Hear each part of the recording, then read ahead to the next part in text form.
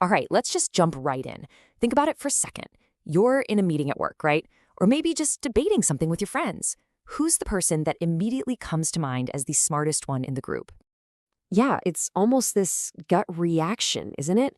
We automatically look at the person who's talking the fastest, the one who sounds super confident, the one who seems to have an answer for everything, and we think, yep, that's the genius. It's a story we've been told our whole lives. But what if that whole idea is just flat out wrong? What if the actual brainiac in the room is the person you barely notice, the one who's just quiet, listening, observing everything? The one whose mind is working on a totally different level. Well, that's exactly what we're going to get into. We're going to peel back the layers, go way past the tired old stereotypes, and try to understand what's really going on. The quiet signs, the way their brain is wired, and yeah, even the struggles that come with it. Okay, so first things first, let's talk about the stuff you can actually see. These aren't like neon signs flashing genius here. They're way more subtle. They're these quiet little patterns that give you a clue that someone's brain is just operating a bit differently, in a way you might totally miss if you're not looking for it. Think of these 7 patterns as just the tip of the iceberg. They're what you see on the surface. These are the habits of a brain that isn't just trying to win an argument or sound smart. It's genuinely trying to figure out what's real. And some of these are, well, they're not what you'd expect. Let's dig into a couple of the most surprising ones. Okay, this one is a big one. It feels totally backwards, right? We're taught that smart people know everything. But for a really sharp analytical mind, it's the opposite. The deeper you go into any topic, the more you realize just how much you don't know. You see all the nuance, the exceptions to the rule, the tangled complexity of it all. So saying I don't know isn't a failure. It's actually a sign of incredible intellectual honesty. It's saying, wow, this is way more complicated than I thought. All right, try to imagine this. Your brain has this background program constantly running, like an automatic virus scan for ideas. Every single new thing you hear gets quietly checked against everything you already know. That's pretty much what this is. And it's not about them trying to be difficult or poke holes in things. It's like when you spot one of those little loose threads on a sweater, you know? Once you see it, you can't unsee it. It's impossible to ignore. And that really gets to the why behind it. Their goal isn't to be a contrarian or make someone look bad. It's all driven by this deep internal need for things to just make sense, for everything to be accurate and consistent.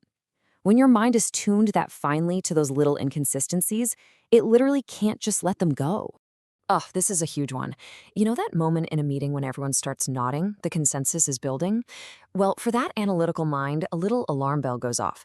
Instead of just feeling the pull to agree, they feel this urge to pump the brakes and ask, wait a second, are we all agreeing because this is actually right? Or are we just agreeing because, well, everyone's agreeing? And listen, this isn't them being stubborn. It's just how their brain is built. It has to stress test ideas, especially the ones everyone else accepts without question.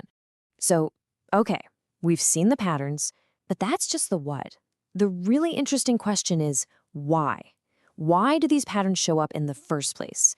Now we're going to go a level deeper. We're peeling back the next layer of the onion to look at the actual wiring of the brain that makes all this happen. And this brings us to a fascinating idea from a researcher named Kazimierz Dabrowski. He coined this term overexcitability. And what it means is that for a lot of high IQ people, their whole experience of the world is just more intense. Their imagination, their emotions, their senses, their intellect. It's like the volume knob on everything is turned up to 11. And this is the absolute key takeaway here. Those patterns we just talked about, saying, I don't know, noticing contradictions, they aren't just random personality quirks. They are the direct, logical outcome of this overexcitability. It's not a choice. It's a fundamental difference in their brain's operating system. It's how they are literally wired to see the world. Let's make this real for a second. Dabrowski actually broke this down into 5 different types. The one we're looking at here, imaginational overexcitability, that can look like super vivid daydreaming or this uncanny ability to just see complex systems in their head. But it doesn't stop there. There's also intellectual, emotional, sensual, like being really sensitive to textures or sounds, and even psychomotor overexcitability. The point is, it's not just about having a big imagination. It's a full-body, supercharged way of living in the world. But, as you can probably guess, having your brain wired this way, well, it's not all fun and games. It comes with a whole unique set of challenges. And this is where we get to the real heart of it all, the lived reality, the stuff that's often hidden, the emotional weight, and the social struggles that come from being so different. And here it is, the central, totally maddening paradox they live with. Society sends this message, hey, be like everyone else, just fit in. But in the very next breath, it says, and whatever you do, don't you dare talk about the ways you're different. Can you imagine? You're being told to solve a puzzle, but you're forbidden from even looking at the pieces. It's an unbelievably isolating way to grow up. And check out this paradox. Imagine if, for most of your life, answers just came to you. You saw the patterns, you got the solution, almost effortlessly. Because of that, you might never have actually developed the muscle for trying, for grinding it out. So when you finally do hit a wall, and you will, maybe in college or a tough job, it's a double whammy. You're not just up against a hard problem, you're facing it without the years of practice in pure, gritty effort that everyone else takes for granted. So what happens? Well, because they're basically running a different software on hardware that has to interact with a world built for another system, they have to learn skills like tact. It's not just about being polite, it becomes this absolutely essential survival tool. It's how you learn to communicate what you're seeing in a way that doesn't completely alienate everyone around you just so you can function. 6. Just 6 years old. Think about that number for a second. That's the age 6 when some of these kids start grappling with the kind of existential questions that most 40-year-olds actively try to avoid. Think about it. Our society kind of knows how to handle a moody, angsty teenager. We're not at all prepared for a first grader who wants to have a serious talk about the meaning of life or what infinity really is or the fact that everyone they love is going to die. That kind of intense, heavy dread, it's a massive and profoundly lonely weight for a little kid to be carrying around. Okay, so after all that, where do we land? We've looked at the subtle patterns on the outside, we've peeked at the supercharged wiring on the inside, and we've felt a little of that hidden weight they carry.